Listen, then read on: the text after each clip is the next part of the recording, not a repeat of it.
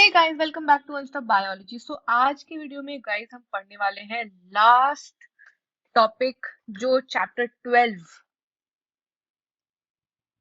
Class 12 का है ना। तो हम बायोटेक्नोलॉजी और उसके एप्लीकेशन की बात कर रहे थे गाइस, और हमने उसमें क्या क्या बातें करी। हमने उसमें ये बातें करी थी अभी तक कि किस तरीके से ट्रांसजेनिक एनिमल्स बनाए जाते हैं, किस तरीके से हम बायोटेक्नोलॉजी को मेडिसिन में और एग्रीकल्चर में यूज करते हैं। ठीक है, सो गाइस इससे पहले हम ये लास्ट टॉपिक शुरू करें, क्योंकि हम इस टॉपिक के एंड पर पहुंच गए हैं, तो आपसे एक रिक्वेस्ट मैं वापस से करूंगी कि आपका फीडबैक बहुत बहुत इंपॉर्टेंट है मेरे लिए।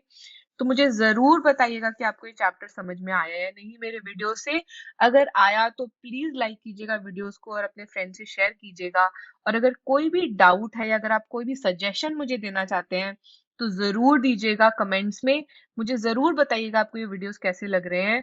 मैं चाहती हूँ कि जो बेस्ट पॉसिबल वीडियोस आपको समझ में आए, मैं वैसे वीडियोस बनाऊं आपके लिए अपने यूट्यूब चैनल पे। तो मुझे बताइएगा जरूर। और गाइज अगर आप नए हैं इस चैनल पे तो चैनल को सब्सक्राइब करके बेल आइकन प्रेस कर दीजिएगा, सो दैट आपको सारे अपडेट्स, जितने भी वीडियोस मैं अपलोड करती हूँ, जितनी भी चीजें यहाँ पढ़ाती हूँ, उसके नोटिफिकेशंस मिलते रहें और टाइम टाइम पर आप सारे वीडियोस देखते रहें। तो गाइज आज का जो टॉपिक है वो थोड़ा जनरलाइज्ड सा टॉपिक है, बट जैसा मैं हमेशा बोलती हूँ कि मैं कोई भी टॉपिक मिस नहीं करना चाहती, क्योंकि कहीं ना कहीं है ना किसी फॉर्म में अवेयरनेस के लिए ही सही, बट ये टॉपिक्स जरूरी बहुत हैं। ठीक है, तो गाइज आज का टॉपिक जो है वो है एथिकल इश्यूज पे, है ना। तो अभी तक हमने क्या बातें करी हैं? अभी तक हमने ये बातें करी है कि किस तरीके से बहुत सारे तरह के बायो बायोटेक्नोलॉजी से बने हुए चीजें हम यूज करते हैं, है ना। और अभी तक हमने क्या बातें करी कि ये सारी चीजें जो हम यूज करते हैं वो ह्यूमंस के लिए कितनी यूजफुल है ना। बट हम सिर्फ एक साइड की बातें कर रहे हैं। हम ये तो बोल रहे हैं कि वो ह्यूमंस के लिए यूजफुल है, बट क्या वो खुद के लिए, क्या वो उन एनिमल्स के लिए या पूरी इकोसिस्टम को नुकसान पहुंचा रहे हैं? ये तो हो सकता है ना। क्योंकि जिस तरीके से नेचर ने किसी भी ऑर्गेनिज्म को बनाया हम उससे कुछ चेंज करके नया बनाने की कोशिश कर रहे हैं, है ना। तो बेसिकली हम क्या कर रहे हैं? हम लिविंग ऑर्गेनिजम्स को मैनिपुलेट कर रहे हैं खुद के हिसाब से। ठीक, और ये मैनिपुलेशन अगर अच्छा कर रहा है तो हो सकता है कि बुरा भी बहुत करे, है ना। और इसीलिए इसका यूज जो है रेगुलेटेड वे में होना चाहिए। इसका रेगुलेशन बहुत जरूरी है ना। इसका एथिकल स्टैंडर्ड मेंटेन करना, है ना, इसका रेगुलेशन जरूरी है। इसका एक एथिकल स्टैंडर्ड मेंटेन करना जरूरी है ना। एक मोरालिटी के लिए ह्यूमन एक्टिविटी है ये, लेकिन बाकी ऑर्गेनिजम्स जिनको हम एक्सप्लॉइट कर रहे हैं उनके लिए क्या ये चीज सही है ना। तो बायोलॉजिकल सिग्निफिकेंस ओवरऑल इकोसिस्टम में हम चेंज करके क्या कर रहे हैं, है ना। क्योंकि हम क्या कर रहे हैं कि इन एनिमल्स को बाद में इकोसिस्टम में इंट्रोड्यूस तो कर रहे हैं ना, है ना। तो किस तरीके से ये इकोसिस्टम को चेंज कर रहे हैं वो समझना जरूरी है। और इसके लिए ही गाइस इंडियन गवर्नमेंट ने एक कमिटी बनाई जिसका नाम है GEAC। इसका मतलब है जेनेटिक इंजीनियरिंग अप्रूवल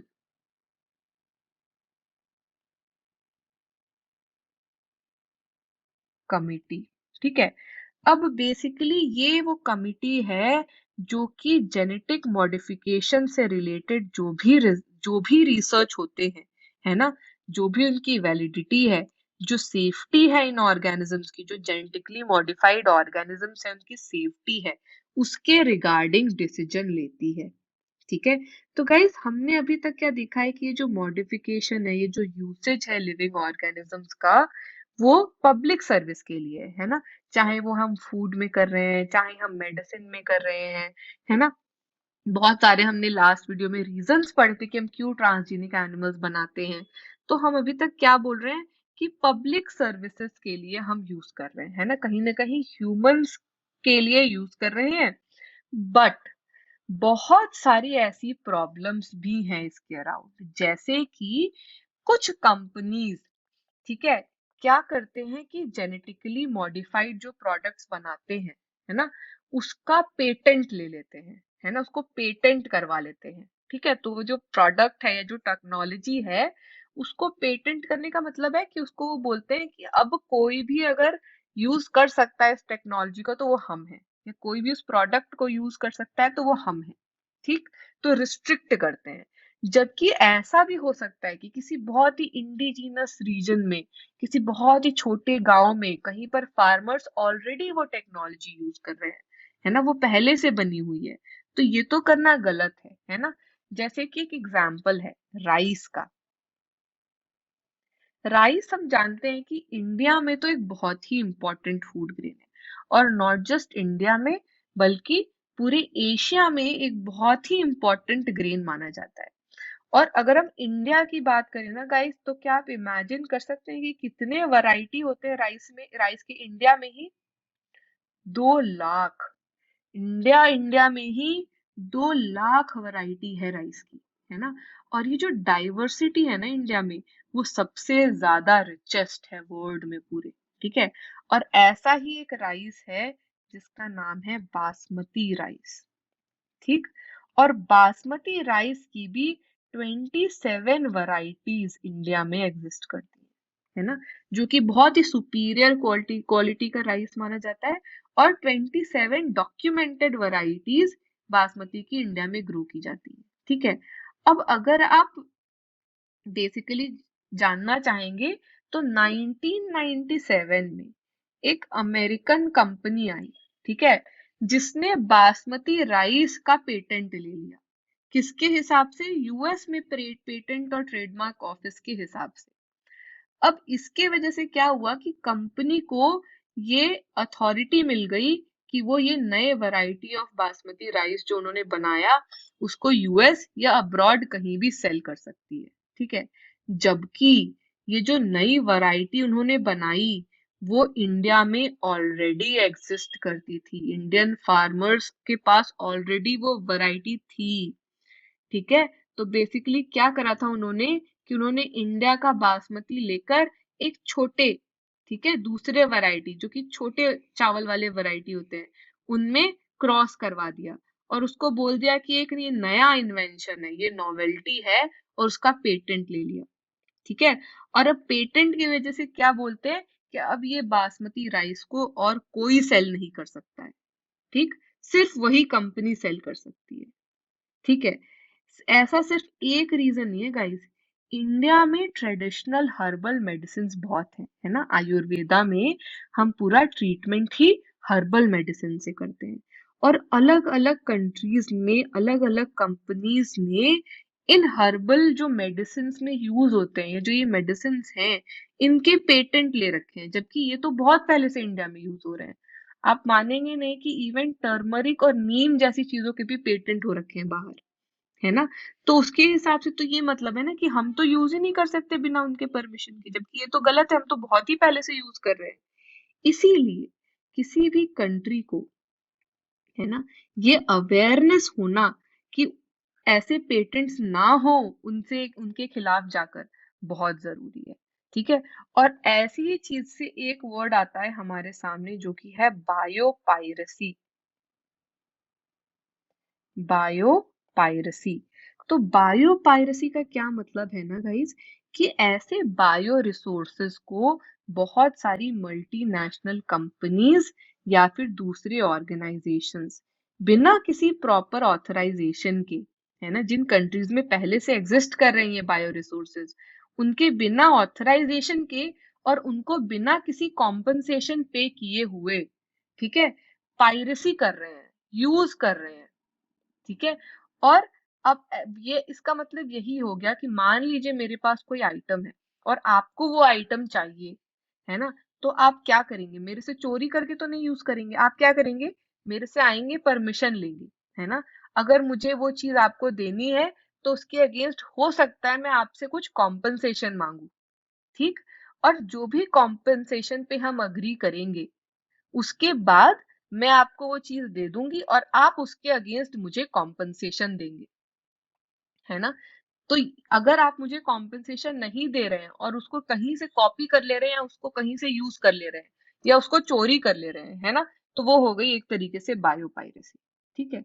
अब गाइस होता क्या है ना कि जो इंडस्ट्रियलाइज्ड नेशंस हैं, बहुत सारे ऐसे डेवलप्ड नेशंस हैं जो फाइनेंशियली तो बहुत रिच हैं, लेकिन अगर आप उन नेशंस की बायोडाइवर्सिटी देखेंगे तो वो बहुत पुअर है, उनकी ट्रेडिशनल नॉलेज देखेंगे तो वो बहुत पुअर है। और उसके कॉन्ट्रास्ट अगर हम डेवलपिंग या अंडर डेवलप्ड कंट्रीज की बात करें तो वहां उल्टा है कि बायोडाइवर्सिटी में बहुत रिच है, वो ट्रेडिशनल नॉलेज में, बायो रिसोर्सेज में बहुत रिच है, लेकिन पैसे नहीं है, है ना। तो अगर बेसिकली किसी ऐसी कंट्री को जहां पर बायो रिसोर्स नहीं है, उनको किसी ऐसी कंट्री से जहां पर बायो रिसोर्स है उनसे लेना है कुछ ऐसा, तो आप एक्सप्लॉइट नहीं कर सकते, आप अनऑथराइज्ड एक्सप्लॉइटेशन नहीं कर सकते। आप उनको प्रॉपर कॉम्पनसेशन दीजिए, है ना, आप उनको उनको उनके हिसाब से जो उसके अगेंस्ट उनको चाहिए वो दीजिए, उसके बाद आप यूज कीजिए, है ना। तो बेसिकली एक तरीके से क्या होता है कि जो रिच कंट्रीज है वो पुअर कंट्रीज को फायदा उठाकर एक्सप्लॉइट करती है। ठीक। तो इस तरीके का इनजस्टिस हो रहा है, इस तरीके का अगर इनएडिकेट कॉम्पनसेशन हो रहा है या बेनिफिट शेयरिंग नहीं हो रही है, तो इसका रियलाइजेशन दोनों को होना चाहिए, डेवलप्ड कंट्री को भी और डेवलपिंग कंट्री को भी।